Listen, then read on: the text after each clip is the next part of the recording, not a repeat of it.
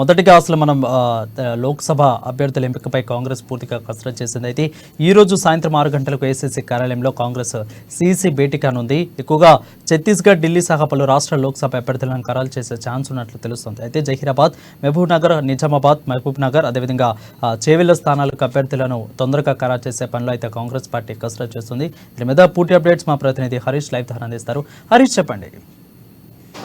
Thank you Varun. ఏదైతే కాంగ్రెస్ పార్టీకి సంబంధించి ఎంపీ పార్లమెంట్ ఎన్నికలకు సంబంధించిన అభ్యర్థుల కసరత్తు తుది దశకు చేరుకున్నట్టుగా చెప్పొచ్చు. ఈ రోజు అంటే మరి కాసేపట్లో ఢిల్లీ వేదిక కూడా సిఈసి సమావేశం జరుగుతుంది. ఇక సమావేశంలో ప్రధానంగా ఇప్పటికే 16 సెగ్మెంట్లకు సంబంధించి కూడా అభ్యర్థులను ఈరోజు ఫిల్టరింగ్ చేసే అవకాశం కనిపిస్తుంది, ప్రకటించే అవకాశం కూడా ఉన్న నేపథ్యం కనిపిస్తుంది. ఇప్పటికే కాంగ్రెస్ పార్టీకి సంబంధించి కూడా మహబూబ్ నగర్ పార్లమెంట్ సెగ్మెంట్కి సంబంధించి కూడా వంశీచంద్ర రెడ్డిని కూడా ప్రకటించడం జరిగింది. ఇక మిగతా 16 సెగ్మెంట్లకు సంబంధించి కూడా పోటీ నెలకొన్న నేపథ్యం కనిపిస్తుంది. ఒక్కో పార్లమెంట్ సెగ్మెంట్ సంబంధించి కూడా 3 అభ్యర్థులకు సంబంధించి పోటీ నెలకొన్న నేపథ్యం ఉన్నది.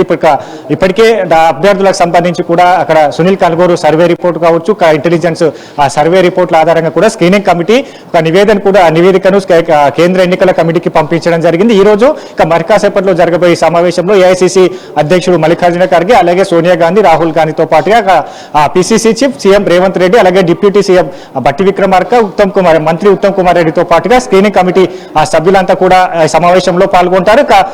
ఈ 16 సెగ్మెంట్లకు సంబంధించిన అభ్యర్థుల అంశం కావచ్చు, ఇక మరోవైపు రాహుల్ గాంధీకి సంబంధించి కూడా తెలంగాణలో పోటీ చేసేందుకు సంబంధించిన కూడా అంశాలపైన కూడా చర్చ జరుగుతుంది. దానిపైన కూడా నిర్ణయాలు తీసుకునే అవకాశం కనిపిస్తుంది. ఇప్పటికే మరోవైపు అక్కడ బీజేపీ కావచ్చు, బీఆర్ఎస్ కావచ్చు, బీజేపీ 9 మంది అభ్యర్థులకు సంబంధించి కూడా మొదటి విడతగా ప్రకటించింది. ఇక్కడ బీఆర్ఎస్ సంబంధించి కూడా 4 సెగ్మెంట్లకు సంబంధించిన అభ్యర్థులను కూడా ప్రకటించడం జరిగింది. కాబట్టి వచ్చే వారంలో ఎన్నికలకు సంబంధించిన నోటిఫికేషన్ వస్తుంది. దానికన్నా ముందే కాంగ్రెస్ పార్టీకి సంబంధించిన అభ్యర్థులను ప్రకటించాలి. దానికి సంబంధించి తదుపరి కార్యాచరణ ప్రచారాలు కూడా సిద్ధం చేసుకోవాలనే నేపథ్యం ఈ రోజు జరిగే ఈ సమావేశంలో ప్రధానంగా 16 సెగ్మెంట్లకు సంబంధించి 10 సెగ్మెంట్లకు సంబంధించిన అభ్యర్థులను ఖరారు చేసి ప్రకటించే అవకాశం ఉన్నది.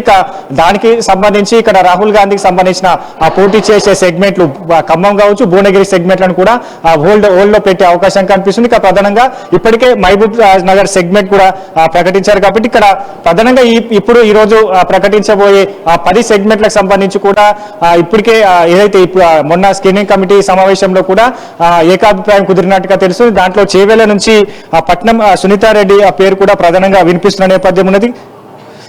మరోవైపు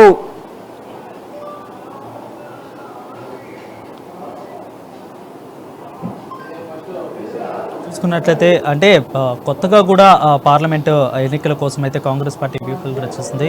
సో ఎటువంటి వ్యూహాలతో పార్లమెంటు ఎన్నికల కోసం కాంగ్రెస్ పార్టీ ఈసారి ఖచ్చితంగా కేంద్రం మొత్తం కూడా కాంగ్రెస్ చేతిలో పెట్టుకోవాలని అయితే చూస్తుంది. సో ఎటువంటి వ్యూహాలతో ముందుకెళ్తుంది? కేసీఆర్కి ఏమన్నా ఒకసారి ఫోన్ కట్ చేసిరా?